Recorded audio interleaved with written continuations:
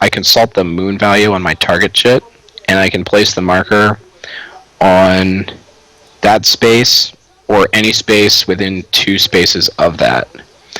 So I'm going to choose to go there because I don't want the moon to be up. So the moon will set on turn 3. So for turns 1 and 2, you'll use the moon value of the visibility chart. Okay. Then for Tailwind, we roll 2 dice. 8. And I put this wind marker right there, pointing in the 8 direction. Yep. And what that's going to do is when you're trying to infiltrate me, if I'm flying with the wind, it's going to be harder for you to do that. And if I'm flying against the wind, it's going to be easier. And that probably affects gas too, right? Actually, gas in this game is very simple. It's just every turn that your plane is airborne, you decrease the fuel by 1. Okay. That's it. The tailwind doesn't have any effect on that? Nope, it's just for bombers. You're infiltrating of the bombers. And then being with the wind means either flying in direction 8 or adjacent to that. So 7, 8, or 9 is counts as with the wind. Right. And then obviously the opposite direction is against the wind.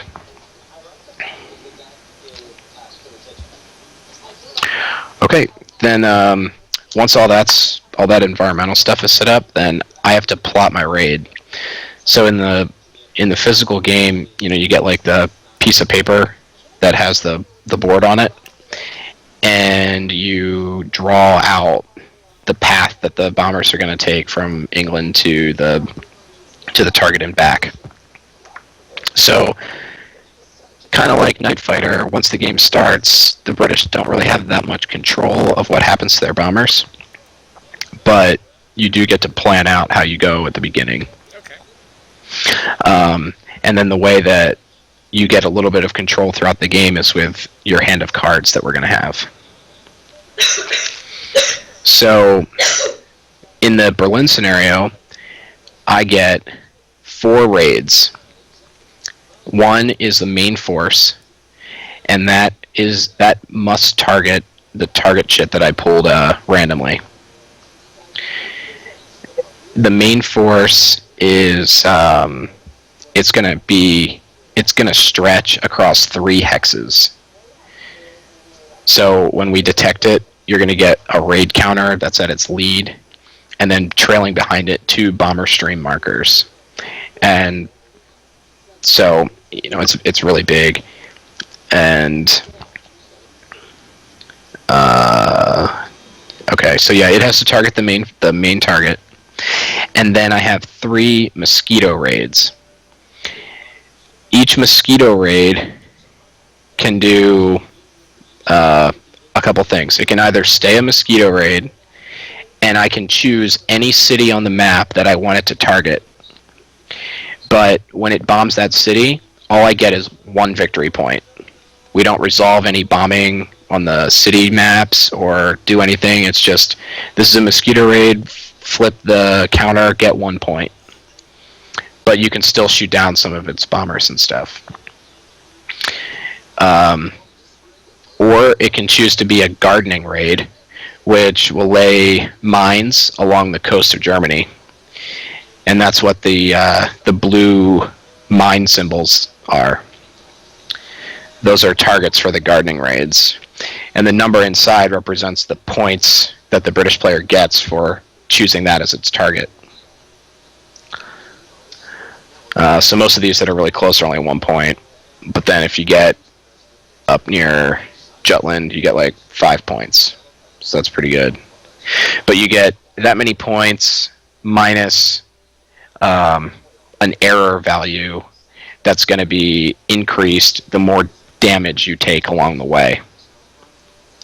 So the more your raid gets shot at, the less points you're going to get from those targets. Or you can take 2 mosquito raids, join them together, and create 1 decoy raid.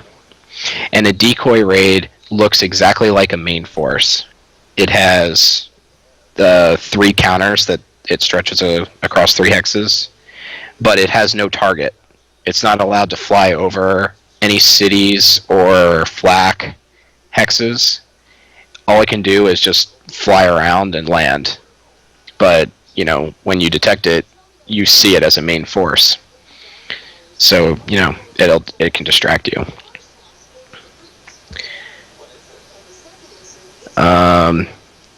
Now, raids must begin in one of what's called a mandrel screen hex, which are what those symbols are starting in D4 and going down to B9. Those little holding pattern looking things. Right. So they have to originate there, and when they recover, they have to end in the England space. Raids will move 2 hexes per turn, always. No exceptions, except on the turn that they enter. On the turn that they enter, they can choose to go either 1 or 2.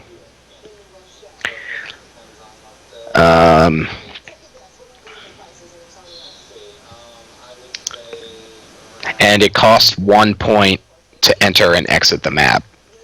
So on the first turn that it enters, it could go into one of those entry hexes and just stop there.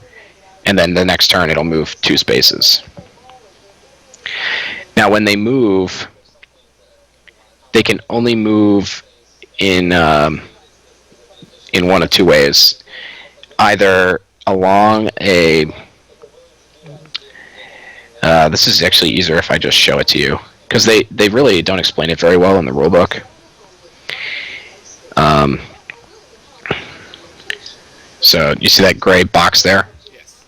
Okay. So when it moves, it can either move along what they refer to as a column of hexes, which I would actually describe as moving across hex sides, which is like this. Or it can move across a row of hexes, which is like this.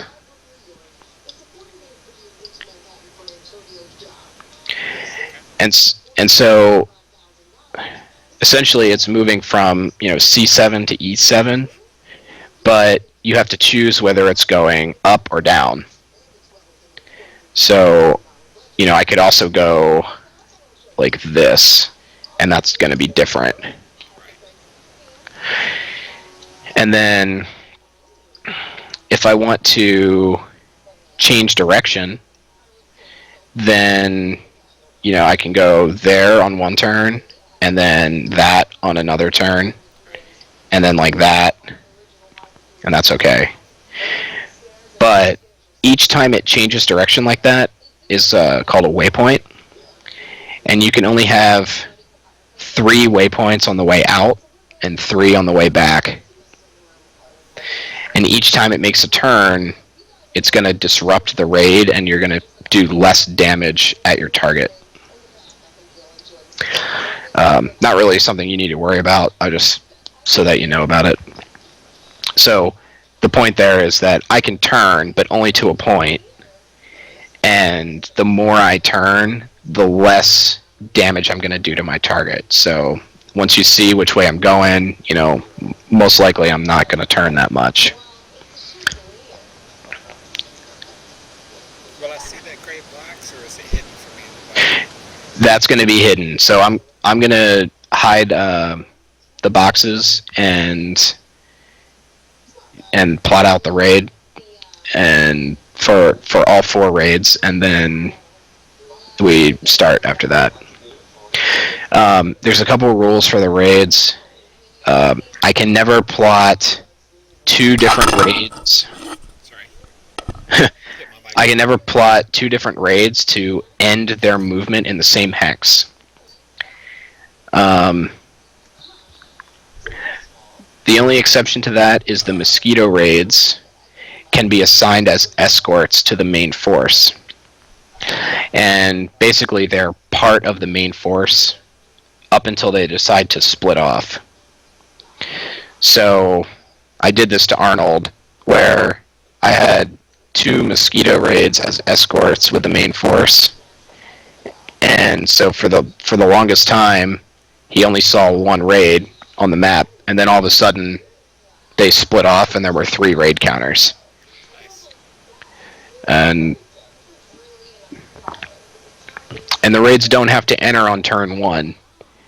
I can choose when I want them to start, but keep in mind that once Twilight happens, I'm pretty vulnerable. Alright, so I'll go ahead and do the plotting. I'm getting fairly quick at it, so it shouldn't take too long.